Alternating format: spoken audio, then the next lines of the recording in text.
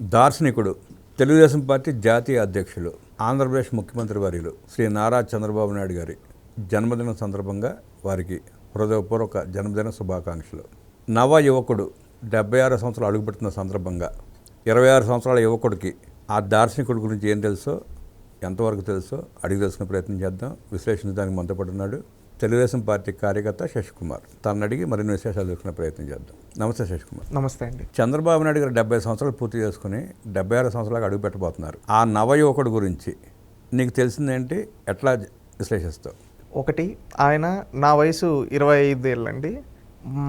మేము కూడా పరిగెత్తనంత వేగంగా పరిగెడతాయి ఆయన ఆలోచనలు. ఎందుకంటే ఈరోజు ఒక దగ్గరగా ఆయన చూస్తూ ఉన్నాం. గత ముఖ్యమంత్రిగా ఆయన బాధ్యతలు స్వీకరించిన రోజు నుంచి ఈ రోజుటి వరకు 22 నెలలు ఆయన దగ్గరగా గమనిస్తూ ఉన్నాం. ఆయన చేసే ప్రతి పని, ఆయన వేసే ప్రతి అడుగు, అవి చూస్తే ఆయన స్పీడ్ని అందుకోలేక మేము అలసిపోతున్నాం, కానీ ఆయన అలసిపోవటం లేదు. ఎందుకు అలసిపోవటం లేదంటే ఆయనకుంది తపన రాష్ట్రం పైన. ఆ తపన అనేది ఉంటే మనకి ఏది అడ్డు రాదు అని పెద్దలు చెప్తూ ఉంటారు కదా. అది మా కళ్ళతో చూసాం చంద్రబాబు నాయుడు గారి రూపంలో. ఎందుకంటే చంద్రబాబు నాయుడు గారు వయసు 76 ఏళ్ళు, నా వయసు 25 ఏళ్ళు. చాలా గ్యాప్ ఉంది. అంటే ఒక 50 ఏళ్ళు మాకన్నా పెద్ద వ్యక్తి. అంటే ఆయన రెండోసారి ముఖ్యమంత్రిగా చేసినప్పుడు నువ్వు పుట్టుంటావు. అంతే. నేను నా జీవితంలో ఏంటంటే ఆయన మొదటిసారి ముఖ్యమంత్రి అయినప్పుడు నేను పుట్టలేదు. మా అమ్మ నాకు కనీసం మ్యారేజ్ కూడా జరగలేదు. ఆయన రెండోసారి ముఖ్యమంత్రి అయినప్పుడు నేను పుట్టాను. ఆయన రెండోసారి పదవి దిగిపోయేప్పటికి నాకు రాజకీయాలంటే ఏంటో కూడా తెలియని వయసు. అంటే చాలా చిన్న 4 ఏళ్ళు ఆ వయసులో. అప్పుడు తెలియని కూడా తెలియదు. ఆ తర్వాత ఆయన 2014లో ముఖ్యమంత్రి అయినప్పుడు నేను 9th క్లాస్ స్టూడెంట్ని. అప్పుడు కొంచెం అవగాహన ఉంది. రాజకీయాలంటే మనకు చిన్నప్పటి నుంచి ఇంట్రెస్ట్ కాబట్టి అంటే అవగాహన ఉంది. 2014లో అప్పుడు స్టేట్ బైఫ్రికేట్ అవ్వడం, బైఫ్రికేట్ అయినప్పుడు బాబు గారు మీ భవిష్యత్తు నా బాధ్యత అని చెప్పి రాష్ట్రాన్ని నిర్మిస్తాను అని చెప్పడం, అప్పుడు ప్రతిరోజు న్యూస్ పేపర్లో బాబు గారి స్టేట్మెంట్స్ చూడడం, తిరుపతి బహిరంగ సభకు వచ్చినప్పుడు నరేంద్ర మోడీ గారు, చంద్రబాబు నాయుడు గారు, పవన్ కళ్యాణ్ గారు అప్పుడు ఫస్ట్ బాబు గారి స్పీచెస్ అప్పటి నుంచి రెగ్యులర్గా వినడం. అంటే అప్పుడు ఫస్ట్ టైం వినడం.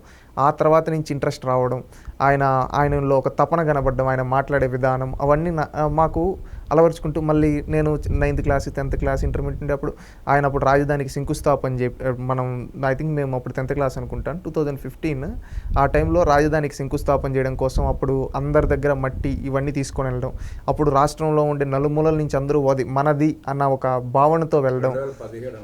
ఐ థింక్ అప్పుడు మేము 10th క్లాస్ స్టూడెంట్స్ అప్పుడు ఇవ్వడం, అవన్నీ దసరా అప్పుడు విజయదశమి రోజు శంకుస్థాపన చేయడం, అవన్నీ మాకేంటంటే ఆయన్ని చూస్తూ ఉండేటప్పుడు ఆ క్రమంలో ఆయన విధానాలు, ఆయన ఆలోచనలు, ఎందుకంటే రేపటి తరాల కోసం ఆయన ఆలోచించేది. ఒకప్పుడు నేను ఎందుకు బాబు గారి స్ఫూర్తి అని చెప్తాను, ఆయన మూడోసారి ముఖ్యమంత్రి కాబట్టి నేను చదువుకునే రోజుల్లో నేను అప్పుడు గమనించేది బాగా. మా చుట్టుపక్కల ఏంటంటే మా చిత్తూరు జిల్లాలో చుట్టుపక్కల ఎక్కడ కానీ ఏదన్నా అంటే పని అంటే కూలి పనికి మాత్రమే వచ్చేవాళ్ళు, ఎక్కడన్నా ఊర్లలో ఉండేవాళ్ళు పని చేసుకోవాలంటే. అలాంటి టైంలో ఆయన వచ్చిన తర్వాత నేను గ్రాడ్యుయేషన్ కంప్లీట్ చేసుకొని బయటకు వచ్చే టైంకి, అంటే చంద్రబాబు నాయుడు గారు అప్పుడు ముఖ్యమంత్రి ఆయన దిగిపోయింది 2018 అప్పుడు, నేను ఫస్ట్ ఇయర్ కంప్లీట్ అయింది. అప్పుడు నేను చూస్తూ ఉంటాను మా చుట్టుపక్కల అనేక కంపెనీలు రావడం జరిగిందండి. ఇవి సెల్కాన్ అని, కార్బన్ అని, డిక్సాన్ అని, TCL అని, ఈ విధంగా కంపెనీలు రావడం వల్ల ఎంతోమంది ఒక కూలి పనికి మాత్రమే కాదు, కూలి పని అంటే ఏంది, ఏదైనా పని ఉన్న రోజు మాత్రమే ఉంటుంది, అలా కాకుండా ప్రతి నెల జీతం తీసుకునే స్థాయికి ఎన్నో కుటుంబాలని మార్చాడు మా కళ్ళ ముందు. ఆ విధంగా ఒక నాయకుడు ఈ విధంగా పరితపిస్తాడా అని చెప్పి ఆ తర్వాత చంద్రబాబు నాయుడు గారి గురించి రీసెర్చ్ చేయడం స్టార్ట్ చేశాం నేను వ్యక్తిగతంగా. నాకు ఎందుకంటే ఈ పనులు ఇవన్నీ చంద్రబాబు నాయుడు గారు చేసే ఆలోచనలు ఇవన్నీ ఇట్లే ఉన్నాయంటే ఆయన అంతకుముందు ఉమ్మడి రాష్ట్రంలో ఏ విధంగా మార్పులు తీసుకొని వచ్చాడు, అసలు ఉమ్మడి రాష్ట్రంలో ఆయన ఏ విధంగా పరిపాలన చేశాడు. ఎందుకంటే అందరూ ఇంటి దగ్గర చెప్తూ ఉండేది జన్మభూమి అని ఒకప్పుడు చేశాడు, ఇప్పుడు మళ్ళీ జన్మభూమి అని చెప్పి ఈ విధంగా చేస్తున్నారు. అంటే ఇప్పుడు కూడా ఏదో కరువు పని అని చెప్పి తీసుకొని వచ్చి చెరువులకి ఉడికి పనికి తీసుకొని వెళ్ళి చేపిస్తూ ఉండేది. ఇవన్నీ చూసిన తర్వాత చంద్రబాబు నాయుడు గారి గురించి రీసెర్చ్ చేయడం మొదలు పెడితే నేను ఫ్రమ్ 10th క్లాస్ ఇంటర్మీడియట్ అప్పుడు ఉండేటప్పుడు కొంతమంది పెద్దవాళ్ళతో మాట్లాడుతాను, మళ్ళీ కొన్ని బుక్స్లో, మళ్ళీ ఇంటర్నెట్లో బ్రౌజింగ్ చేసేటప్పుడు తెలిసింది ఏంటంటే ఒక చంద్రబాబు నాయుడు అనే వ్యక్తి ఈ తెలుగు రాష్ట్రాల తలరాతను మార్చాడు ఉమ్మడి ఆంధ్రప్రదేశ్లో. ఒకప్పుడు మనకు చదువు అనేది కొంతమందికి మాత్రమే పరిమితం అండి, ఆడపిల్లలు కూడా చదువుకునే వాళ్ళు కాదు. అలాంటప్పుడు ఆడపిల్లల్ని చదువుకోమని చెప్పి పాఠశాలకు రప్పించి సైకిళ్ళు ఇప్పించాడు. నాతో పాటు ఎంతోమంది మా క్లాస్లో చదువుకునేవాళ్ళు, వాళ్ళ అక్క వాళ్ళకి అప్పుడెప్పుడో సైకిల్ ఇచ్చుంటే అతను సైకిల్ వేసుకొని వచ్చేది. అప్పుడు అందరం ఇది చంద్రబాబు నాయుడు ఇచ్చిన సైకిల్ అని చెప్పి చెప్తూ ఉండేది. అప్పుడు చూస్తే ఆయన ఆలోచనలు చూడండి, ఆయన 2004లో ఎప్పుడో దిగిపోయారు. మేము 10th క్లాస్ 2016. అప్పటికి అతను సైకిల్ తీసుకొని ఒకతను మా దగ్గర అతను విలేజ్ నుంచి వచ్చేది కాళహస్తిలో. అక్కడ రోజు విలేజ్ నుంచి అతను సైకిల్లో వచ్చేది. ఈ సైకిల్ ఎక్కడదంటే చంద్రబాబు నాయుడు గారు ఇచ్చారు మా అక్కకి. అప్పుడంటే వాళ్ళకి చాలా పెద్దది, అతనికంటే ఇచ్చారని చెప్పి చెప్తూ ఉంటే అప్పుడు మేము చూస్తూ ఉంటే, అంటే ఆయన మళ్ళీ అప్పుడు మేము ఉండేటప్పుడు 10th క్లాస్ అప్పుడు కూడా మళ్ళీ సైకిల్ వీళ్ళకి ఇచ్చేది. అంటే ఆడపిల్లల్ని చదువుకోమని చెప్పడమే కాకుండా తల్లిదండ్రులకి భారంగా అవ్వకూడదని చెప్పి ఆ సైకిల్ రేట్ని వాళ్ళకి ఇవ్వడం ఏంటంటే ఒక భరోసా. ఎందుకంటే మనం ఒక సైకిల్ని ఇచ్చాడనే చూస్తున్నాం కాదు, ఒక ఆడబిడ్డకు ఒక భరోసా ఇచ్చాడు, ఒక ధైర్యాన్ని ఇచ్చాడు. మనం చూసుకుంటే ఆ ధైర్యం ఏంటంటే చంద్రబాబు నాయుడు ముఖ్యమంత్రి చదువుకోమంటున్నాడు, ఆడపిల్లల్ని ఉద్యోగాలు వస్తాయి చదివిపిద్దాం అని చెప్పి ఎంతోమంది ఆడపిల్లలు చదువుకోవడం స్టార్ట్ చేశారు. ఆ విధంగా చదువుకోవడం వల్ల ఈరోజు ఎంతమంది ఆడబిడ్డలు ఎడ్యుకేటెడ్ అయ్యారు, ఎంతమంది. ఒకప్పుడు కట్నం సమస్య అనేది ఎలా ఉండిందో చూసాం. ఈరోజు కట్నం గురించి ఎవరైనా మాట్లాడుతున్నా అమ్మాయి దొరికితే చాలు అనే పరిస్థితికి వచ్చారు. ఎందుకంటే ప్రతి ఒక్క అమ్మాయి ఎడ్యుకేటెడ్ అయ్యింది, వాళ్ళు సొంతంగా నిలబడుతున్నారు. అందుకని ఇప్పుడు ఆ వరకట్నం సమస్య అనేది అప్పుడెప్పుడో ఎంతో పాతకాలంలో ఈ వరకట్న సమస్య కోసం ఎంతోమంది కవులు కళాకారులు పోరాడారు. కానీ ఆ సమస్యకి పరిష్కారం పెట్టగలిగిన వ్యక్తి అది ఆయన విజన్తో పరిష్కారం చెక్ పెట్టాడు అని గర్వంగా చెప్పుకోవాలి. ఎందుకంటే ఒక ఆడబిడ్డని కట్నం అడగకూడదు అంటే ఉద్యమాలు ఇవన్నీ గచ్చేయడం, ఆ ఆడపిల్లని ఎడ్యుకేట్ చేయాలి, ఆ ఆడపిల్లని ఉన్నత స్థానంలో కూర్చోబెడితే కట్నం సమస్య ఉండదు అని ఆయన భావించి ఆ రోజు వాళ్ళని చదివిపీయడం కావచ్చు, వాళ్ళకి ఉద్యోగాల్లో రిజర్వేషన్ కల్పించడం కావచ్చు. ఈ విధంగా కల్పించడం వల్ల ఈరోజు సొసైటీలో కట్నం గురించి ఎవరు మాట్లాడుతున్నారండి? బాల్య వివాహాలు, దానికి చెక్ పెట్టాలని కూడా ఒకప్పుడు ఎంతోమంది కవులు దానిపైన నవలలు రాశారు, ఇవన్నీ రాశారు. ఆ రోజు చంద్రబాబు నాయుడు గారు స్ట్రిక్ట్గా ఉండడమే కాకుండా మీరు చదివిపిస్తే ఉద్యోగాలు వస్తాయని ఆయన చూపించాడు కళ్ళకి. ఆ విధంగా కళ్ళకి కట్టినట్టు చూపించడం వల్ల మన సొసైటీలో ఈరోజు బాల్య వివాహం అనేది ఎక్కడన్నా జరుగుతుంది, ఒక్కటన్నా 100లో 1 కూడా జరగటం లేదు. ఎందుకు అంటే సమాజంలో ఒక రెవల్యూషన్. అది ఏ విధంగా ఆయన యొక్క పాలసీల ద్వారా చేంజ్ తీసుకొని వచ్చాడు. ఈరోజు ఉద్యోగం చదివితే ఉద్యోగం వస్తుందా అని ఫస్ట్లో తొలినాళ్ళలో మాట్లాడారు. ఆ తర్వాత ఉద్యోగాలు చూపించిన తర్వాత ప్రతి ఒక్కరూ ఆశ పుట్టి ఖచ్చితంగా మన పిల్లలు కూడా మంచిగా ఉన్నత విద్యావంతులు అవ్వాలని చదివించారు. ఇంట్లో 3 ఆడపిల్లలు ఉంటే 3 ఆడపిల్లలను కూడా చదివించిన రోజులు ఉన్నాయి ఈ రోజుల్లో. ఒకప్పుడు అంటే 3 ఉంటే ఇంకేం చదివిస్తాంలే, 3 ఆడపిల్లలు పెళ్లి చేద్దామనే రోజుల నుంచి 3 చదివిపిస్తే 3 ఇంటికి బలం అవుతారని చెప్పే స్థాయికి ఈరోజు తీసుకొని వచ్చింది పాలసీల ద్వారా. అది చంద్రబాబు నాయుడు గారి ఆలోచనల ద్వారా. ఈ విధంగా సమాజంలో ఒక రెవల్యూషన్ తీసుకొని వచ్చిన నాయకుడు అండి. ఈ విధంగా ఆయన గురించి తెలుసుకునే క్రమంలో ఇది ఒక నాయకుడు తలుచుకుంటే చేయగలిగేదనేది. ఇది మహిళల గురించి ఈయన చేసింది. ఇదైతే ఆర్టీసీల్లో ఆడవారికి ఉద్యోగాలు వస్తాయా, చేయగలుగుతారా అన్న రోజుల్లో మహిళలకు కండక్టర్లుగా నియమించి వాడికి అండగా నిలబడి ఉద్యోగాలు ఇచ్చిన పరిస్థితి ఆ రోజు చంద్రబాబు నాయుడు గారిది. ఖచ్చితంగా. ఎందుకంటే మనం అది చూసుకుంటే ఈరోజు ఆర్టీసీల్లోనే కాదండి, ప్రభుత్వ ఉద్యోగులు. నేను లాస్ట్ టైము అసెంబ్లీ సెషన్స్ జరిగేటప్పుడు 2025లో అనుకుంటానండి, 25 ఆ మధ్యలో ఒకసారి మహిళా సంక్షేమం గురించి చర్చ జరుగుతుంది. అప్పుడు చంద్రబాబు నాయుడు గారు మాట్లాడుకుంటూ పాత రోజులన్నీ నెమరు వేసుకుంటూ ఆయన ప్రజెంట్ చేస్తూ ఒకరోజు ఒకటి అన్నారు. ఇక్కడే ఎదురుగా సూర్యకుమారి గారు ఉన్నారు. ఒకప్పుడు ఆమె 1996లో మేము తీసుకొని వచ్చిన పాలసీల 30% ఆ రోజు చదువుకొని ఉద్యోగం సంపాదించింది. ఈరోజు ఒక పాలసీ మేకర్గా మారింది. అంటే ఆ రోజు ఒక పాలసీ ద్వారా లబ్ధి పొందిన ఆమె ఈరోజు మన ముందర ఒక పాలసీ మేకర్గా ఉంది. ఇదే ప్రత్యక్ష సాక్ష్యం అని చెప్పాడు. ఆ రోజు నేను నిజంగా నివ్వెరపోయాను. ఎందుకంటే ఒక నాయకుడు తలుచుకుంటే ఒక మంచి పాలసీ చేస్తే ఆ పాలసీ ద్వారా రేపు భవిష్యత్తులో పాలసీ మేకర్స్ని తయారు చేయొచ్చు అని ప్రత్యక్ష సాక్ష్యం చూపించాడండి ఆ రోజు శాసనసభలో. నేను చూసి నాకు తెలిసిన ఎంతోమంది మిత్రులకు చెప్పుకున్నాను, చంద్రబాబు నాయుడు యొక్క ఆలోచన చూడండి. ఎందుకంటే నా నాయకుడు గొప్ప నాయకుడు అని నేను గర్వంగా ఎందుకే చెప్పుకుంటా అండి. ఈ ఒక తలరాతలను మార్చడమే కదండి నాయకత్వం అంటే. ఆ విధంగా మార్చారు. ఇంకొకటి హైటెక్ సిటీ గురించి నేను చెప్పదలుచుకున్నాను. ఆ రోజు చాలామంది హైటెక్ సిటీ కట్టేటప్పుడు కొండల్లో గుడ్లు కూడా ఇక్కడ ఏంటంటే తొండలు కూడా గుడ్లు పెట్టవు, నువ్వు ఇక్కడ ఏం కడతావు అని చెప్పి గేల్ చేశారంటండి, ఎగతాళి చేశారంట. చాలా విధాలుగా నీ కులం వాళ్ళ కోసం, రియల్ ఎస్టేట్ కోసం, ఈ విధంగా ఆయన చాలా నిందలు వేశారు అని చెప్పి కూడా మనం విన్నాం. కానీ నేను ఆ రోజు నిందలని నేను ప్రత్యక్షంగా చూడలేదు. కానీనండి ఈరోజు అర్ధరాత్రి 11 గంటలకి ఆ మెట్రోలో వెళ్తూ ఉంటే ఆ చుట్టుపక్కల చూస్తూ ఉంటే ఒక్కసారిగా గర్వంగా అనిపిస్తుంది. ఆ 12 గంటలకు ఆ టైంలో ఫ్లైఓవర్ ముందర ఎదురుగా ఉన్న ఫ్లైఓవర్ పైన కానీ ఆ రోడ్డు పైన కానీ పోతే, అంటే ఈవినింగ్ 6-7 ఆ టైంలో పోతే అక్కడ ఉన్న ట్రాఫిక్ జాము ఇవన్నీ చూసినట్లయితే పాత రోజులవి, పాత ఫోటోలు ఒకసారి పెట్టుకొని చూసుకుంటే ఆ బిల్డింగ్ కట్టేటప్పుడు ఆ చుట్టుపక్కల కొండలు కనీసం ఆడ ఒక 2-3 మనుషులు కూడా లేని రోజులు. అక్కడి నుంచి ఈరోజు అర్ధరాత్రి 12 గంటల వరకు కూడా ఖాళీ లేని రోడ్లను చూస్తూ ఉన్నాం. అంటే ఆ రోజు ఆయన ఎవరి కోసం ఆలోచించాడు? మా కోసం. ఆయన విజన్ 2020 అన్నప్పుడు నేను పుట్టల, కానీ ఆ విజన్ 2020 ఫలాలు మేము అనుభవిస్తున్నాం, మా తరం అనుభవిస్తుంది. ఈరోజు ఇంత ఇన్ఫ్రాస్ట్రక్చర్ ఆయన యొక్క ఆలోచనలే కదా. ఆ రోజు గేల్ చేసిన వాళ్ళు ఈరోజు లబ్ధి పొందుతున్నారు కదా. అదే కదా నాయకత్వం అంటే. ఒకప్పుడు ఐటీ ఉద్యోగాలంటే అవి కూడు పెడతాయా అని గేల్ చేశారంటండి. ఈరోజు ఐటీ ఉద్యోగులు లేని ఇల్లు ఉందా అండి? కొన్ని లక్షల మందికి ఐటీనే కూడు పెడుతుంది. కూడు పెట్టడమే కాదండి, కోట్లు కూడా కొడుతున్నాయి. ఒకప్పుడు విదేశాలకు ఎంతమంది వెళ్ళేవారండి? మన తెలుగు రాష్ట్రాల నుంచి ఎవరో 1-10 కుటుంబాలు వెళ్ళేవాళ్ళు. శశి ఇవాళ తరానికి తెలియక, తెలుసుకునే ప్రయత్నం కూడా చేయక ఆయన కొంతమంది ఎగతాళి చేసే ప్రయత్నం చేస్తున్నారు. కానీ నాకు బాగా తెలిసి JN2 కాలేజ్ నుంచి, యూనివర్సిటీ నుంచి హైటెక్ సిటీ రోడ్ ఉంటుంది, 8 లేన్ రోడ్డు ఇవాళ. అది ఆ రోడ్డు కూడా పట్టక కిటకిటలాడిపోతుంది. JN2 నుంచి హైటెక్ సిటీ రావాలంటే సుమారు గంట పడుతుంది ఇవాళ. ఆ రోజు అదే రోడ్డు కోసం ఆయన నిర్మించే ప్రయత్నం చేస్తే ఎగతాళి చేశారు, ఇంత రోడ్డు అవసరం ఎక్కడని. అది నాయకుడు యొక్క ఆలోచన అండి. మేము ఎందుకు అడ్మైర్ అయ్యి ఆయన కోసం పనిచేస్తామంటే ఇలాంటి ఆలోచనలు చూసే. ఎందుకంటే మా తలరాతలను మార్చాడు ఆయన. ఆ రోజు ఐటీ అన్నప్పుడు, ఇప్పుడు నేను చూసుకుంటే మా జనరేషన్లో, మా ఫ్యామిలీలో తీసుకున్న, మా నాన్న వాళ్ళు కొంతవరకు చదువుకున్నారు, మా బాబాయ్ వాళ్ళు, మా అత్త వాళ్ళు, వీళ్ళు కొంతవరకు చదువుకున్నారు, కొంతమంది ఉద్యోగాలు చేస్తున్నారు, కొంతమంది ఉన్న అగ్రికల్చర్తో ఈ విధంగా చేసుకుంటూ ఉన్నారు. కానీ వాళ్ళ తర్వాత జనరేషన్ అయినా మా జనరేషన్ అందరూ చదువుకున్నాం. అంతకుముందు జనరేషన్లో కొంతమంది చదువు.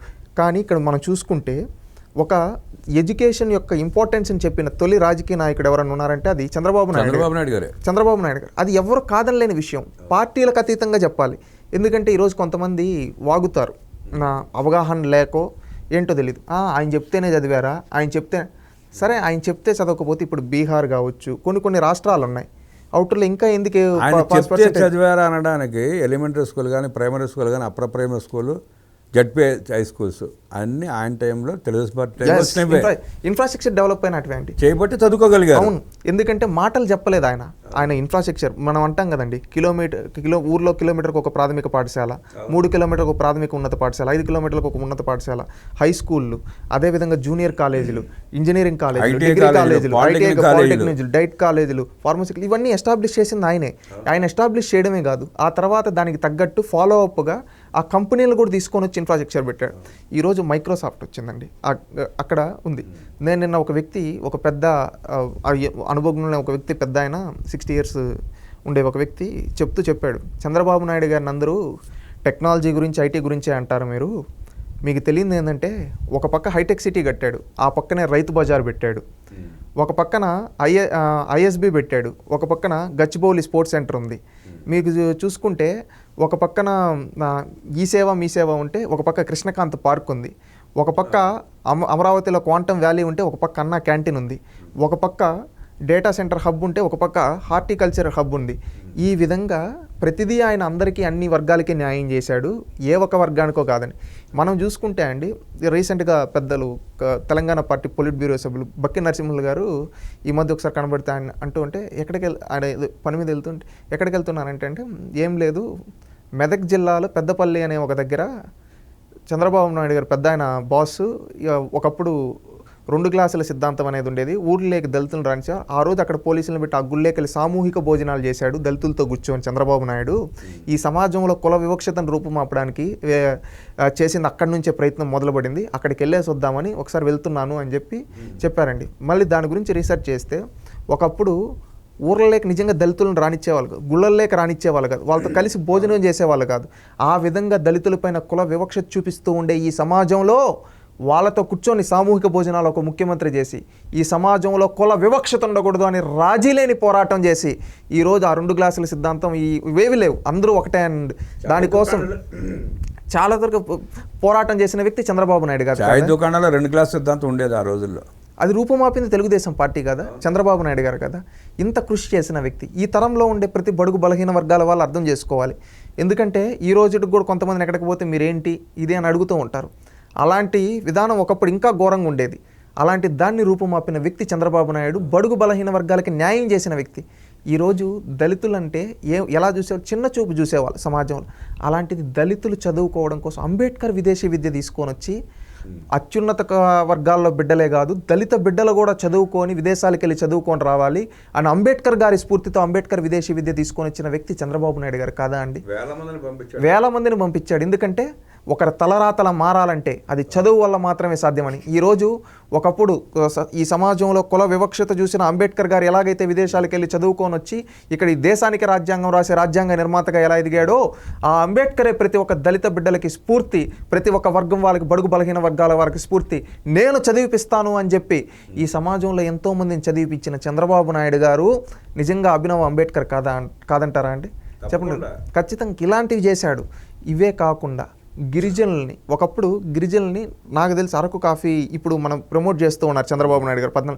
ఒకప్పుడు వాళ్ళతో అమాయకులైన గిరిజనులను వాడుకొని వాళ్ళతో గంజా పంటలు, లేదా వాళ్ళని కొంతమంది పెత్తందారులు వాళ్ళ స్వార్థాల కోసం వాడుకునేవాళ్ళు, పంటలు వాళ్ళతో చాకిరీ చేయించుకునేవాళ్ళు. కానీ చంద్రబాబు నాయుడు గారు అలా కాదు, వీళ్ళకి అరకు పంట వేయడం నేర్పించి అని చెప్పి వాళ్ళకి నేర్పించి, వాళ్ళకి దానిపైన అవగాహన కల్పించి, వాళ్ళు పండించిన అరకు కాఫీని ఈరోజు ప్రపంచ నలుమూలలకి, ప్రపంచ కుబేరుడి వరకు తీసుకొని వెళ్ళి బ్రాండింగ్ చేశాడు. ఈరోజు పార్లమెంట్లో కావచ్చు, అసెంబ్లీలో కావచ్చు, ఎక్కడ చూసినా అరకు అవుట్లెట్స్ నిలుస్తున్నాయంటే దాని కృషి వెనకాల ఆయన లేరా అండి? అదే కాకుండా వాళ్ళు కొన్ని సాంప్రదాయ వంటకాలు ఇవి చేస్తుంటారు. దానికి అరకు కజన్ రీసెంట్గా ఒక నేమ్ కూడా ఒక రివ్యూ చేసి దానిపైన పెట్టి వీటిని కూడా ఈ మిల్లెట్ ఫుడ్స్ వీటిని మనం ప్రమోట్ చేయాలని చెప్పి, అంటే ఒక అమాయకులైన గిరిజనుల్ని, అంటే కొంతమంది అంటారు వాళ్ళకి నాగరికత తెలియదు, అలాంటి వాళ్ళని ఈ నాగరిక సమాజంలో అత్యున్నత స్థానంలో వాళ్ళు పండించే పంటల్ని బ్రాండింగ్ ఇస్తున్న వ్యక్తి చంద్రబాబు నాయుడు గారు కాదా అండి? బీసీలు అంటే ఏదో కుల వృత్తులు చేసుకునే వాళ్ళంటే వాళ్ళు కుల వృత్తులే కాదు, వాళ్ళు రాజకీయాల్లో కూడా 30% రిజర్వేషన్ తీసుకొని వచ్చి, ఇప్పుడు ఒకప్పుడు ఈ మధ్య ఒకసారి ఏదో పేదల సేవలోనే ఇక్కడ కార్యక్రమానికి వెళ్ళినప్పుడు నేను చూశానండి చంద్రబాబు నాయుడు గారిని. ఒక రజకుల ఇంటికి వెళ్ళాడు. వెళ్ళి వాళ్ళతో మాట్లాడుతూ ఉండగా ఏమ్మా అంతా బాగుందా ఈ విధంగా అంటుంటే, అప్పుడు వాళ్ళు చెప్తూ ఉన్నారు, సార్ ఒకప్పుడు మీరు మా కోసం ధోబీఘాట్లు కట్టించారు అంటే, అప్పుడు చంద్రబాబు గారు చెప్తూ ఉన్నారు, అవును ఆ రోజు ధోబీఘాట్లు కట్టించాం, ఎందుకంటే ఆ రోజు ఏంటంటే గుడ్లు తుక్కోవాలంటే ఎక్కడన్నా ఈ చెరువుల దగ్గర, కాలువల దగ్గర అది కొంతమంది ఆ నీళ్ళు పొల్యూట్ అయిపోతాయి, ఇలాంటి ఇష్యూస్ ఉంటే అలా కాదని చెప్పి ఒక దగ్గర బోర్ వేయించి అక్కడే పెట్టి వాళ్ళు ఆరేసుకునే దానికి ఇటంటే ఒక పెట్టించి ఈ విధంగా వాటర్ ట్యాంక్స్ కట్టి అదంతా పెట్టించి వాళ్ళకు ఆ రోజుల్లో, అప్పుడున్న రోజుల్లో చూపించారు. ఇప్పుడు వచ్చి మీరే సార్ వాషింగ్ మిషన్లు ఇచ్చారు, అది పవర్ ఛార్జెస్ పడుతుందంటే దానిపైన కూడా మాకు కొంచెం సబ్సిడీ ఇచ్చారు, ఈరోజు ఈ బాక్సెస్ ఇవన్నీ మీరు ఇచ్చినట్టువే సార్, ఇప్పుడు టెక్నాలజీకి తగ్గట్టు ఆ రోజు మా కండగా నిలబడింది మీరే, ఈ రోజు మా కండగా నిలబడింది మీరే అని చెప్పారండి. అంటే సమాజంలో వస్తున్న మార్పుల్ని అలవరుచుకుంటూ వాళ్ళకి ఏం కావాలో ప్రజలకు అవి చేస్తూ ఈ విధంగా మార్పు తీసుకొని వస్తున్న నాయకుడు చంద్రబాబు నాయుడు గారండి. అంటే ఒక వర్గం కాదు, అన్ని వర్గాలు లబ్ధి పొందాయి. ఈరోజు ఒక కులమో, ఒక మతమో, ఒక ప్రాంతమో కదా, అన్ని ప్రాంతాలు లబ్ధి పొందాయి. ఈరోజు తెలంగాణకి చంద్రబాబు నాయుడు గారిని కొంతమంది, తెలంగాణలో కొంతమంది కుహనా రాజకీయ నాయకులు ముసుగులో ఉండే కొంతమంది ద్రోహులు. నేను ఎందుకు ద్రోహులు అంటున్నానంటే, వాళ్ళు ఈ ప్రాంతానికి చేసింది ఇంచుముక్క కూడా ఉండదు, కానీ వాళ్ళు చంద్రబాబు నాయుడు గారిని విమర్శిస్తారు. ఈ తెలంగాణ సమాజంలో కుల వివక్షత పైన రాజీ లేని పోరాటం చేసి వ్యక్తి చంద్రబాబు నాయుడు గారు. ఈరోజు వర్గీకరణ వల్ల లబ్ధి పొందింది అత్యధిక మంది తెలంగాణ సమాజంలో. ఈ వర్గీకరణ కోసం 1996లోనే కృషి చేసింది చంద్రబాబు నాయుడు గారు కాదా అండి? ఈ రోజు మనం చెప్పుకుంటామండి గాంధీ హాస్పిటల్ అని, అది కావచ్చు, నిజాం హాస్పిటల్ ఆధునికంగా భద్రాచలం దగ్గర ఇప్పుడు మనం ఒక వాల్ లాంటిది ఉంది, అది కావచ్చు.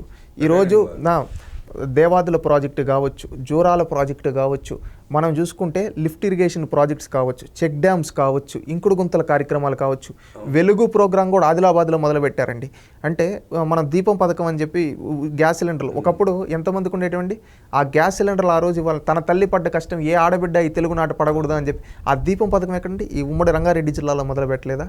ఈ రోజు అన్ని పథకాలు తెలంగాణ నుంచి మొదలైంది. నల్గొండలో మీరు చూసుకుంటే ఫ్లోరైడ్ సమస్యతో ఉంటే ఆ ఫ్లోరైడ్ సమస్యతో బాధపడుతుంది. ఆ రోజు వాటర్ ప్యూరిఫై ట్యాంక్ ఇవన్నీ తీసుకొని వచ్చింది చంద్రబాబు నాయుడు గారు కదా అండి. ఈరోజు తెలంగాణకి గుండెగా ఉండే హైదరాబాద్ అభివృద్ధిలో ఆయన మార్కు ఉండదా అండి? ఈరోజు మనం చూసే ఏ పార్క్, కేబీఆర్ పార్క్ కావచ్చు, కృష్ణకాంత్ పార్క్ కావచ్చు, సంజీవయ్య పార్క్ కావచ్చు, జలగం వెంగళరావు గారి పార్క్ కావచ్చు, ఏ పార్క్ తీసుకున్నా ఈరోజు గచ్చిబౌలి దాని గురించి మనం మాట్లాడుకుంటామండి, గచ్చిబౌలి స్పోర్ట్స్ సెంటర్ గురించి. ఈరోజు అది ఎంత పెద్ద, అది ఎవరండి కట్టించింది? జీఎంసీ బాలయ్య గారి స్టేడియం ఆయన కదండి. కోట్ల విజయభాస్కర్ రెడ్డి ఇండోర్ స్టేడియం ఎవరండి కట్టించింది? హజ్ హౌస్ ఎవరండి కట్టించింది?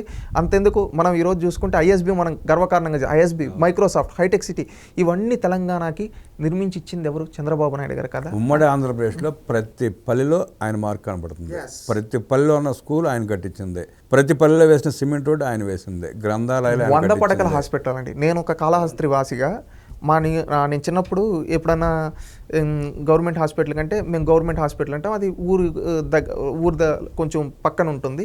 అక్కడికి వెళ్తే ఒకసారి వెళ్ళినప్పుడు ఎందుకో శిలాఫలకం చూశాను, ఎవరబ్బా కట్టించింది ఇంత పెద్ద హాస్పిటల్ అని. పెద్ద హాస్పిటల్ అండి, అంత పెద్ద హాస్పిటల్ మా కాళహస్తి చుట్టుపక్కల ప్రైవేట్ హాస్పిటల్ కూడా అంతది లేదు.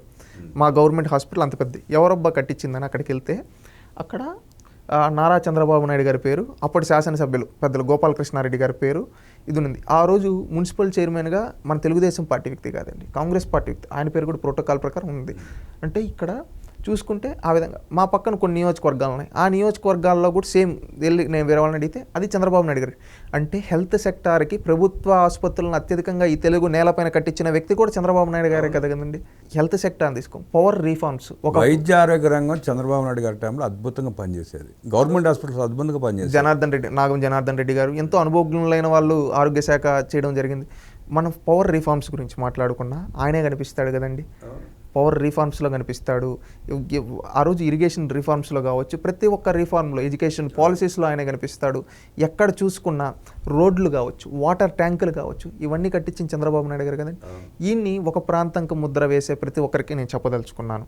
ఎందుకంటే ఆయన విజన్ 2020 అన్నప్పుడు గేల్ చేసిన వాళ్ళే ఈరోజు ఆ విజన్ 2020 ప్రతిఫలాలు అనుభవిస్తున్నారు. ఎందుకంటే ఇలాంటి నాయకుడిని మనం కాపాడుకోవాల్సిన బాధ్యత ఉంది. ఎందుకంటే ఆయన తన సొంత కుటుంబం కన్నా ఎక్కువగా ఎవరి గురించి ఆలోచించాడు? ఈ తెలుగు జాతి కోసం ఆలోచించాడు. రీసెంట్గా ఒక మీటింగ్లో వెలుగొండ ప్రాజెక్టుకి వెళ్ళినప్పుడు మార్కాపురం జిల్లా దగ్గర మాట్లాడుతూ ఒక మాట అన్నాడండి ఆయన, నాకు ఇంకా బాగా గుర్తు, నన్ను ఎంతమంది తిట్టినా, నన్ను ఎంతమంది అవమానించినా నేను పట్టించుకోను, ఎందుకంటే నేను మీకోసం పనిచేస్తున్నా, నాకు ఈ తెలుగు జాతి ముఖ్యం, ఈ తెలుగు జాతి అభివృద్ధి కోసం, ఈ తెలుగు జాతి గొప్పగా నిలబెట్టడం కోసం నేను పనిచేస్తాను, నాకు ఈ తెలుగు జాతే ముఖ్యం, నాకు కులం లేదు, మతం లేదు, ప్రాంతం లేదని ఆయన చెప్పడం జరిగిందండి. అది చెప్పినప్పుడు ఒక నాయకుడు ఈ విధంగా చెప్పడం అంటే ఎంత గట్స్ ఉండాలండి. ఆ గట్స్ ఉన్న నాయకుడు చెంది, ఎందుకంటే ఆయనకి ఇంకేమీ లేదు. నిజమే, ఆయన ఎంతమంది తిట్టినా ఆయన వ్యక్తిగతంగా హననం చేశారు, ఆయన కుటుంబాన్ని హననం చేశారు, కానీ ఎక్కడ పట్టించుకోలే, ఈ తెలుగు జాతి కోసమే పనిచేశాడు. ఆయన్ని చంపాలని చూసిన ఆ రోజు చావు దగ్గరికి వెళ్ళి బయటకు వచ్చినా కానీ భయపడి ఇంట్లో కూర్చోలా, నేను ఈ తెలుగు జాతి కోసం నాకు పునర్జన్మ ఇచ్చారు, నేను ఇంకా పనిచేస్తానని పనిచేశాడు. ఎంతోమంది ఈ తెలుగు నేలపైన ముఖ్యమంత్రులుగా పనిచేసిన వాళ్ళు ఉన్నారండి. వాళ్ళంతా ఒకసారి ముఖ్యమంత్రి పదవి ఇచ్చిన తర్వాత వాళ్ళకి వయసు అయిపోతే రెస్ట్ తీసుకున్నారు. కానీ ఈరోజు ఇక్కడ తెలంగాణలో కేసీఆర్ గారు కూడా ఆయన ముఖ్యమంత్రి దిగిపోయిన తర్వాత మళ్ళీ ఎక్కడ యాక్టివ్ పాలిటిక్స్లో లేరు. ఎప్పుడో 1-2 సభల్లో కనిపించిన తప్పితే కిరణ్ కుమార్ రెడ్డి గారు కావచ్చు, రోసయ్య గారు కావచ్చు, అంతకుముందు చేసిన చెన్నారెడ్డి గారు, జనార్దన్ రెడ్డి గారు, విజయ్ ఎవరు కానీ ఇంత యాక్టివ్గా ఉన్నారా అండి? తెలుగు రాష్ట్రాల్లో కాదు, దేశంలో ఎవరు లేరు. అంటే ఆయన యొక్క ఆలోచన మీరు ఒక్కసారి అర్థం చేసుకోండి. అంటే ఇంత వయసు వచ్చినా కానీ ఆయన ఎందుకోసం పనిచేస్తాడు? ఈ తెలుగు జాతి కోసం. అది మనం ఈ తెలుగు జాతిలో ఉండి, అది తెలంగాణ కావచ్చు, కోస్తాంధ్ర కావచ్చు, ఉత్తరాంధ్ర కావచ్చు, రాయలసీమ కావచ్చు, ప్రతి ఒక్కరు గుర్తు. ఒక రాయలసీమ వాసిగా నేను గర్వంగా చెప్తున్నానండి. నిన్న ఒక మిత్రుడు కుప్పం నుంచి ఫోన్ చేసి, బాబు గారి బర్త్డే వస్తుంది కదా, ఏం చేద్దామంటే మనం ఒకటి ఆయనకి మనం గ్రాటిట్యూడ్ చూపించాలి. ఎందుకంటే ఆయన ఎప్పుడు మన నుంచి పెద్ద పెద్ద కేకులు, పెద్ద పెద్ద కటౌట్లో మన నుంచి కోరుకోడు. ఆయన ఒకటే కోరుకుంటాడు, నా వల్ల కృతజ్ఞత పొందిన వాళ్ళు నన్ను గుర్తుపెట్టుకుంటే చాలు అనేది ఆయన పేరు కోరుకుంటాడు. మన ఆంధ్రనీవా జలాలు వచ్చాయి, మన ప్రాంతంలో జనవరి ఫిబ్రవరిలోనే నీళ్లు కనబడడం కష్టం. ఈరోజు మిడ్ ఏప్రిల్ వచ్చినా కానీ చెరువులు నిండుగా ఉన్నాయి. ఈరోజు వరి పంటలు పండిస్తున్నాం. అక్కడికి వెళ్ళి ఒక వీడియో క్లిప్ ఏదైనా పెట్టండి. ఎందుకంటే చంద్రబాబు నాయుడు గారు మనం చేసిన కృషిని మనం ఆయనకి ఆ విధంగా గ్రాట్యూడ్, ఆయన ఆనందపడతాడు అని చెప్పి ఖచ్చితంగా చేస్తా ఉన్నారు. రేపు ఇంప్లిమెంట్ చేస్తారు ఖచ్చితంగా అండి. నాకు గర్వంగా ఉంది. ఎందుకంటే ఆయన చేసిన లబ్ధి పొంది, ఆయన అరెస్ట్ చేసినప్పుడు ఎక్కువ బాధపడ్డాం. ఎందుకంటే ఈ తెలుగు జాతి కోసం సర్వస్వం త్యాగం చేసి కుటుంబాన్ని కూడా పట్టించుకోకుండా పనిచేసిన వ్యక్తిని. ఆ రోజు ఆయన అక్రమంగా అరెస్ట్ చేసినప్పుడు అందరూ బాధలు ఉంటే ఆయన ఒక మాట చెప్పాడు, నేను ఏ తప్పు చేయాల, నా జీవితంలో నేను ఏ తప్పు చేయాల, ఈరోజు రాజకీయ కక్ష సాధింపుతో నన్ను అరెస్ట్ చేస్తాను, మీరెవ్వరూ భయపడద్దండి, నేను వస్తా, మళ్ళీ వస్తా, వీళ్ళు ఎన్ని రోజులు పెట్టగలుగుతారో పెట్టనండి, నేనైతే ఏ తప్పు చేయలేదని చెప్పాడు. ఆ రోజు ఆయన కాన్ఫిడెన్స్ చూసాం. ఆ రోజు ఆయన మళ్ళీ బయటకు వచ్చేటప్పుడు చూస్తే ఒక సింహం వచ్చినట్టు వచ్చాడు. ఈరోజు ఆ కేసు ఏమైందండి? ఒకటే, రాజశేఖర్ రెడ్డి గారు విజయమ్మ గారు, లక్ష్మీ పార్వతి గారు, ఆనాడు కాంగ్రెస్ పార్టీలో ఉన్న అనేక మంది రాజకీయ నాయకులు, నేడు జగన్మోహన్ రెడ్డి కావచ్చు, అందరూ దాదాపు ఒక 50-60 కేసులు వేసుని ఉంటారు. ఒక్కటన్నా నిలబడిందా? వీగిపోయాయి. వీగిపోవడం అట్ట ఉంచి వాళ్ళే విత్డ్రా చేసుకున్నారు. విజయమ్మ అయితే విత్డ్రా చేసుకునింది. ఎవరు? రాజశేఖర్ రెడ్డి గారు సతీమణి, జగన్మోహన్ రెడ్డి గారి తల్లి డైరెక్ట్ విత్డ్రా చేసుకుంది. అంటే ఆధారాలు చూపిలేక. అది చంద్రబాబు నాయుడు గారి ఒక గొప్పతనం. ఇంకొకటి, ఈ మధ్య తిరుమల లడ్డు కల్తీ అప్పుడు ఒకసారి శాసనసభలో అంటాడు, నేను నా జీవితంలో ఏ తప్పు చేయలేదు, ఆ దేవదేవుడికి కళలో కూడా అన్యాయం జరిగితే చూస్తూ ఊరుకోను అని చెప్పి ఆయన చెప్పినప్పుడు ఒక ఇంత గర్వంగా అనిపించింది. ఎందుకంటే ఒక మనిషి నిజాయితీగా బతికితే ఆ నిజాయితీలో నుంచి వచ్చే బేస్లో వాయిస్, ఆ ఫేస్లో ఒక గ్లో, అది ఆ రోజు చంద్రబాబు నాయుడు గారిలో చూసాం. అంటే ₹1 కూడా అవినీతి చేయకుండా నిజాయితీగా బతికి నిజాయితీగా అంచెలంచెలుగా ఎదిగితే ఆ గర్వం, ఆ పొగరు ఎలా ఉంటుందంటే చంద్రబాబు నాయుడులో ఉంటుంది. ఎందుకంటే చంద్రబాబు నాయుడు గారిలో ఆ ధైర్యమే మమ్మల్ని నడిపిస్తూ ఉంది. ఎందుకంటే ఈరోజు మాలాంటి వాళ్ళకు కూడా స్ఫూర్తి, ఇంకా పని చేయాలి మనమని ఆయన ఎందుకు అనిపిస్తుంది? ఆయన చూసినప్పుడు అనిపిస్తుంది, అంత వయసులో కూడా ఆయన మాకే అలసట వస్తుంది, ఆయనకు అలసట రాని ఆయన ఒక తపనతో మనం కూడా ప్రతి ఒక్కరు మన జీవితంలో ఒక గోల్ ఉండాలి, ఒకరికి నిస్వార్థంగా పనిచేయాలి అనే ఒక తపన ఉంటే మనకి ఎప్పుడు అలసట రాదు, ఏమీ రాదు. ఎందుకంటే మనం నిస్వార్థంగా పనిచేయాలని ఆయన నిరూపించాడు. అంటే ఒక సాధారణ రైతు కుటుంబంలో చంద్రగిరిలో పుట్టి ఈరోజు ఈ ప్రపంచమే చంద్రబాబు నాయుడు అంటే చూసే స్థాయికి ఎదిగిన ఆయన జీవితం ప్రతి ఒక్కరికి స్ఫూర్తిదాయకం అండి. ఎందుకంటే ఈరోజు ఆయన పుట్టినరోజు అందరూ ఇవన్నీ స్మరించుకుంటూ ఉంటే ఒక గూస్ బంప్స్ వస్తున్నాయి మాకే తెలియకుండా బాడీలో. ఎందుకంటే అలాంటి నాయకుడు పుట్టిన నేలపైన పుట్టినందుకు మేము గర్వపడుతున్నాం. ఎందుకంటే అలాంటి నాయకుడితో కలిసి పనిచేస్తున్నందుకు గర్వపడుతూ ఉన్నాం. మేము గతంలో ఎంతోమంది జ్యోతిరావు పూలేని చూడలేదు, బాబు జగజీవన్ రామన్ చూడలేదు, అంబేద్కర్ని చూడలేదు, ఎన్టీ రామారావు గారిని చూడలేదు. వీళ్ళందరి ఆశయాలు కలగలిసిన చంద్రబాబు నాయుడు గారిని చూసాం. ఆయనతో కలిసి పనిచేస్తున్నందుకు గర్వంగా, ఒక నిజాయితీ పరుడితో పనిచేస్తున్నాం. నిస్వార్థంగా ఈ తెలుగు జాతి కోసం ఎన్నో త్యాగాలు చేసిన వ్యక్తితో కలిసి పనిచేస్తున్నందుకు గర్వంగా ఉంది. ఎందుకంటే ఆయన ఇంకా పుట్టినరోజులు జరుపుకోవాలి. ఇప్పుడు 76, ఇంకొక 126 వరకు కూడా జరుపుకోవాలి. ఎందుకంటే ఆయన లాంటి వ్యక్తి ఈ తెలుగు జాతికి అవసరం. ఎందుకంటే ఈ దేశం గర్వంగా తలెత్తుకునేలా చేస్తాడు ఆయన. ఏ రోజు కానీ ఆయన సొంత ప్రయోజనాల కోసము, ఆయన యొక్క పదవుల కోసం ఏ రోజు పనిచేయాలి. దేశ ప్రధానమంత్రి పదవి ఆయన కాళ్ళ దగ్గరకు వస్తే, నాకొద్దు, ఈ తెలుగు జాతి కోసం నేను పనిచేస్తా, దేశం కోసం అవసరమైన కాంట్రిబ్యూషన్స్ చేస్తా అని చెప్పిన వ్యక్తి. అలాంటి వ్యక్తిని మనం గుర్తుంచుకోవాల్సిన అవసరం ఉంది. ఆయనకి కులం లేదు, ఆయనకి మతం లేదు, ఆయనకి ప్రాంతం లేదు. ఈ తెలుగు జాతి వ్యక్తి. ఈ తెలుగు జాతి పైన చంద్రబాబు నాయుడు గారు పుట్టినందుకు, ఆ నేలపైన మేము కూడా పుట్టినందుకు గర్వపడుతున్నాం. ఆయన అడుగుజాడల్లో నడుస్తూ ఆయన ఆశయాల కోసం నిరంతరం పనిచేస్తాం. ఎందుకంటే ఆయన మాట్లాడిన ప్రతిసారి ఆయనలో ఒక భవిష్యత్తు గురించి ఆలోచిస్తాడు. ఎందుకంటే ఎప్పుడు కానీ ఆయన భవిష్యత్తు అంటే తాత్కాలికమైన భవిష్యత్తు ఆలోచించడు. ఒక 2 దశాబ్దాలు దాని గురించి ఆలోచించి 2 దశాబ్దాల తర్వాత కూడా ఆ యువత బాగుంటే ఏం చేయాలన్న దూరదృష్టి ఉంటుంది ఆయనలో. మొన్న చెత్త నుంచి సంపద సృష్టి అంటే చాలామంది నవ్వారు. కానీ ఈరోజు ఒక సర్క్యులర్ ఎకనామీ అనే దాని ద్వారా ఈరోజు ఆదాయాన్ని సృష్టించి ఆ ఆదాయాన్ని మళ్ళీ పేద ప్రజల కోసం ఖర్చు పెడుతున్నాడు. చూడండి, అది విజన్ అంటే. ఎందుకంటే ఒకప్పుడు తొండలు కూడా గుడ్లు పెట్టమని వాగిన వాళ్ళతోనే ఈరోజు హైదరాబాద్కి వెళ్తే నీకు ఉద్యోగం వస్తుందిరా అని చెప్పి వాళ్ళ పిల్లల్ని హైదరాబాద్కి పంపిస్తున్నారు. చూడండి, అది విజన్ అంటే. ఒకప్పుడు ఏం ఉద్యోగం, వ్యవసాయం చేసుకుంటే ఈరోజు వ్యవసాయమే కాదు, దీంట్లో కూడా కొత్త విధంగా సాధారణ వ్యవసాయం, ఆర్గానిక్ ఫార్మింగ్, సేంద్రియ వ్యవసాయం చేయాలి అని చెప్పిన వ్యక్తి. ఎందుకంటే ఒకప్పుడు రాయలసీమ లాంటి ప్రాంతంలో నీళ్లు లేని రోజులు చూసాం. అలాంటప్పుడు డ్రిప్ పైన సబ్సిడీ ఇచ్చి ఆ డ్రిప్ ఇరిగేషన్ ఇజ్రాయెల్ టెక్నాలజీ పైన కూడా రాజశేఖర్ రెడ్డి కేసు వేసి పిలిపించాడంట. వెంట్రుకు కూడా బేకలేకపోయాడంట రాజశేఖర్ రెడ్డి. ఎందుకంటే జగన్మోహన్ రెడ్డి కూడా మన స్కిల్ డెవలప్మెంట్ అన్నాడు, వెంట్రుకు కూడా బేకలేకపోయాడు. ఆ రోజు జాతీయ స్థాయిలో మన్మోహన్ సింగ్ దగ్గరికి, సోనియా గాంధీ దగ్గరికి రాజశేఖర్ రెడ్డి వెళ్ళి కేసులు పెట్టి చంద్రబాబు నాయుడు నెట్టన దించాను. ఒకసారి పివి నరసింహారావు గారు ప్రధానమంత్రిగా ఉండేటప్పుడు, చంద్రబాబు నాయుడు గారు ముఖ్యమంత్రిగా కొత్తల్లో ఉండేటప్పుడు కాంగ్రెస్ పెద్ద ఉంటే ఇదే రాజశేఖర్ రెడ్డి వెళ్ళి చంద్రబాబు నాయుడిని దించేయండి, ఫస్ట్ నువ్వు నీ పని చూసుకో. ఈ మధ్య ఒక సీనియర్ జర్నలిస్ట్ నాతో అన్నారు. అప్పుడు రాజశేఖర్ రెడ్డి వెళ్తే, ఫస్ట్ నీ పని నువ్వు చూసుకో, చంద్రబాబు నాయుడు నువ్వు అనుకున్నంత ఈజీ వ్యక్తి కాదు అని చెప్పాడంట పివి నరసింహారావు. అంటే అంత గొప్పగా ప్రత్యర్థుల మనసులో కూడా గెలిచిన వ్యక్తి. ఎందుకంటే ఆయనకి కోపం అవి రాదనిపిస్తుందండి. ఎందుకంటే ఆయనకి ఎవరన్నా తప్పు చేస్తే సహించడు. ఎందుకంటే ఖచ్చితంగా చర్యలు తీసుకోవాలి, అది నాయకుడికి ఒక లక్షణం. ఇంకొకటి ఏంటంటే ప్రత్యర్థుల పేరు పెట్టాడండి, అది ఆయన గొప్పతనం. రాజకీయ ప్రత్యర్థుల పేర్లు పెట్టాడు. ఆయన్ని రాజకీయ ప్రత్యర్థులుగానే చూశాడు, కానీ వ్యక్తిగత ప్రత్యర్థులుగా ఏ రోజు చూడాల. ఈ మధ్య జూబ్లీ హిల్స్ బై ఎలక్షన్ జరిగేటప్పుడు రేవంత్ రెడ్డి ఒక మాట అన్నాడు. ఆ రోజు వాళ్ళ కూతురు కూడా ఆమె ఇక్కడ ఖైరతాబాద్ కార్పొరేటర్గా చేసింది, ఆమె కూడా పక్కన ఉనింది, విజయలక్ష్మి గారు, విజయలక్ష్మి గారు, జనార్దన్ రెడ్డి గారు అమ్మాయి, జనార్దన్ రెడ్డి గారు, ఆమె కూడా ఉంది. ఆ రోజు చెప్పాడు, జనార్దన్ రెడ్డి గారు చనిపోయినప్పుడు ఆ రోజు రాజకీయ ప్రత్యర్థిని చంద్రబాబు నాయుడు అభ్యర్థిని నిలబెట్టలేదు, మేమందరం వెళ్తే నేను నిలబెట్టను, మీరు ఏకగ్రీవం చేసేదానికి నేను అన్ని విధాలు సహకరిస్తాను, కానీ ఆ రోజు కేసీఆర్ అభ్యర్థిని నిలబెట్టాడు, అది బాధాకరమైన విషయం అని చెప్పాడు. అంటే ఇక్కడ చూడండి, అదే జనార్దన్ రెడ్డి గారు 1995 నుంచి చంద్రబాబు నాయుడు గారు ముఖ్యమంత్రిగా ఉండేప్పుడు 99 వరకు అపోజిషన్ అంటే Congress legislature party leader, CLP leader, అంటే ఆ రోజు కాంగ్రెస్కి అపోజిషన్ స్టేటస్ లేదు, సిఎల్పీ లీడర్గా ఉన్నాడు. ఆ రోజు వాళ్ళిద్దరి మధ్య నచ్చారు. హైదరాబాద్లో రోడ్లు వెడల్పు అంటే బాబు గారు అప్పుడప్పుడు చెప్తుంటారు, ఆ రోజు పీజేఆర్ ఉండేవాడు, రోడ్లు వెడల్పు చేయను అంటే అడ్డం పడి నువ్వు అడ్డం పడినా నేను తొక్కించుకుంటూ పోతాను, రోడ్లు వేసుకుంటూ పోతాను, పేదలకు న్యాయం చేస్తాను అని చెప్పండి. అలాంటి సిద్ధాంతపరంగా పోరాడారు, కానీ ఆయన చనిపోయిన రోజు ఆయన కుటుంబానికి అండగా నిలబడ్డాడు. అది చంద్రబాబు నాయుడు గారి యొక్క గొప్పతనం కాదా అండి? అంటే ఎంతమందిని, ఈవెన్ రాజశేఖర్ రెడ్డి గారు రాజకీయ, కానీ ఆయన దొరకనప్పుడు, అంటే ఆ విధంగా జరిగినప్పుడు టెలికాన్ఫరెన్స్ పెట్టి పార్టీ లీడర్స్ అందరిని అక్కడికి వెళ్ళి మీరు వెతకండి, మీరు వాళ్ళకి అండగా ఉండండి అని చెప్పిన వ్యక్తి అండి.